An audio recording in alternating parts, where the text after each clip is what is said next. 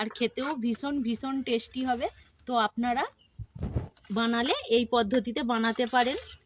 তো লাস্টে দুটো এলাচ দেবেন, তাহলেই খেতে ভীষণ ভীষণ ভালো লাগবে। নমস্কার বন্ধুরা, অলির রান্নাঘরে আপনাদের অনেক অনেক স্বাগত। আবারও চলে এসেছি আপনাদের কাছে একটা রেসিপি নিয়ে। আজকে আমি গেরির রেসিপি বানিয়ে দেখাবো। তো গেরিটা কিভাবে আমি রান্না করব, তো আপনারা প্রথম থেকে শেষ পর্যন্ত আমার সঙ্গে থাকুন। একদম মাংসর মতো রান্না করে আমি আপনাদেরকে দেখাবো। তো বন্ধুরা দেখুন, এই গেরিগুলো পুকুর থেকে তুলে আনা হয়েছে, তারপর পরিষ্কার করে ছাড়িয়ে এগুলো সেদ্ধ করে পরিষ্কার করে ধুয়ে নিয়েছি। তো এবার আমি রান্নাটা শুরু করে দেব। কড়াইটা গরম হয়ে গেছে, কড়াইয়ের মধ্যে সরষের তেল দিলাম। তেলটা গরম হয়ে গেলে আলুগুলো ভেজে নেব।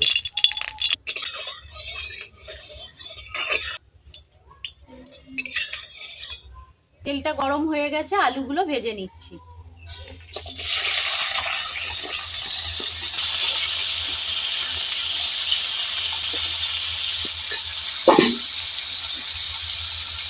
সামান্য হলুদ গুঁড়ো আর সামান্য নুন।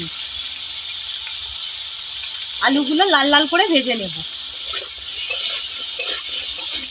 দেখতে পাচ্ছেন বন্ধুরা, আলুগুলো খুব সুন্দর করে ভেজে নিয়েছি। এবার আমি তুলে নেব।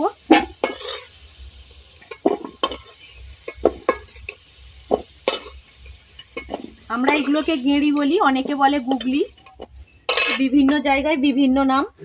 তো একটা শুকনো লঙ্কা আর একটা তেজপাতা দিয়ে দিলাম, আর সামান্য জিরে। এবার দিয়ে দেব কেটে রাখা পেঁয়াজ।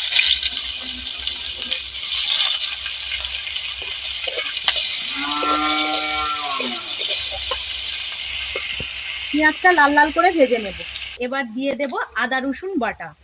আমি এখানে আদা আর রসুন একসাথে সিলে বেটে নিয়েছি। আদা রসুনটা ভালো করে ভেজে নেব।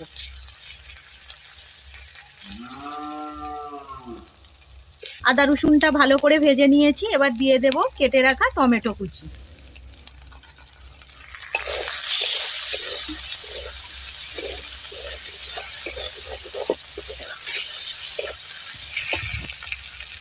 এবার দিয়ে দেব পরিমাণ মতো হলুদ গুঁড়ো।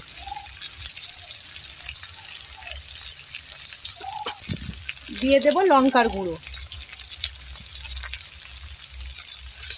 আমি একটা কাঁচা লঙ্কা দিয়েছি, আপনারা চাইলে কাঁচা লঙ্কা দিতেও পারেন, নাও পারেন, তবে গুঁড়ো লঙ্কা দিয়েই খেতে বেশি ভালো লাগবে। এবার মশলাটা ভালো করে কষিয়ে নেব। মশলাটা ভালো করে কষিয়ে নিয়েছি, দেখতেই পাচ্ছেন। ঠিক এই পর্যায়ে আমি গেঁড়িগুলো দিয়ে দেব। গেঁড়িগুলো খুবই বড় সাইজের।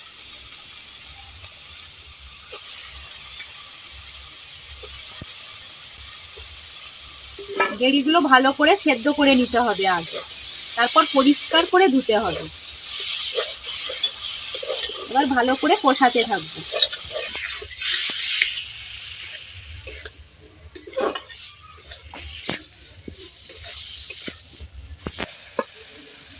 গেঁড়িটা কিছুক্ষণ কষিয়ে নিয়েছি। এবার আমি ভেজে রাখা আলুগুলো দিয়ে দেব।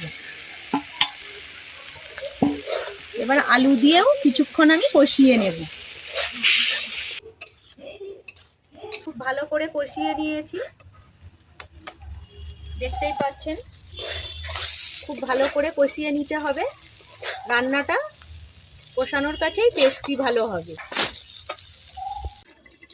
তো বন্ধুরা, এবার দেখব যে সেদ্ধ হয়েছে কিনা।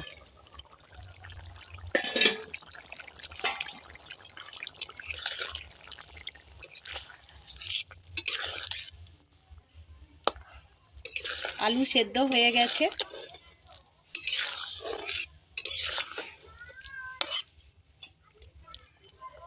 বন্ধুরা, এই রেসিপিটাতে পরিমাণ মতো আপনারা নুনটা দিয়ে দেবেন, কারণ নুনটা যখন আমি দিয়েছি তখন ক্যামেরার মধ্যে উঠেনি।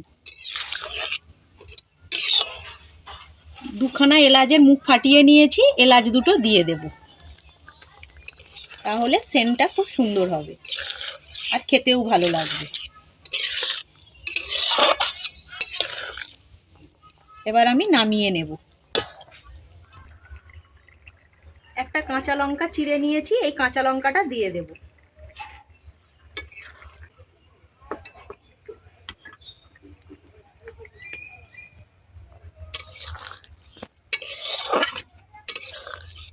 খুব সুন্দর একটা সেন্ট বার হয়েছে, আর খেতেও খুব সুন্দর হবে, আর রংটাও খুব সুন্দর হয়েছে।